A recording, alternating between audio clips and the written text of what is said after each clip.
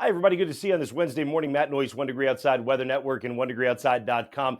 Look, we'll start out with Noyes' notes for you here. And obviously, the heat's the big thing. We're right in the middle of it. The deep heat lasts you through Thursday. But today, just keep in mind, heat stress does compound day after day. So all the things we talked about yesterday with hydration, with making sure you're dressed in light clothing, with making sure that you take breaks and find cooling and check on those who need it, including pets.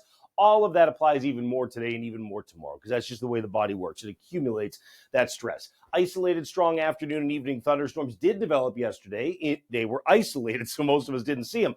There will likely be some more again today as far south as northern Mass. And the pools, the ponds, the lakes, all heating really quickly puts us in a really good spot for water temperatures as we get to the end of the month and the all-important July 4th holiday week, right? Okay, meanwhile, I've got more on the 24-hour forecast right now. If you're watching on social media, click the link. Otherwise, we'll dive right in. And diving in, here's how things are going for us. Predicted temperatures today, right around 95 degrees for everybody.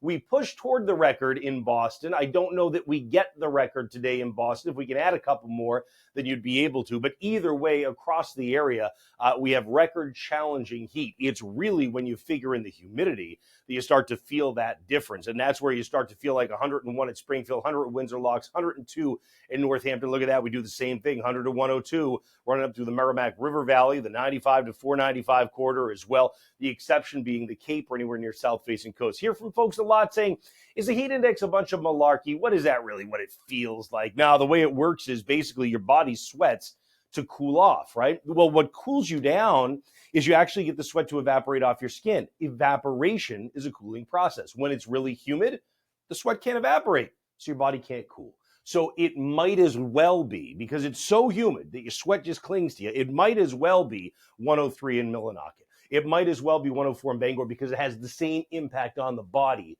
as if your body could cool normally, but it was 104 degrees. That makes sense? It's not malarkey. There is a science to it, and that's how it gets figured. But nonetheless, across the remainder of northern New England, most of us feel like either side of 100 degrees today. In terms of that isolated storm chance that I had talked about, yesterday we did see a storm all the way down to around Northfield, Massachusetts.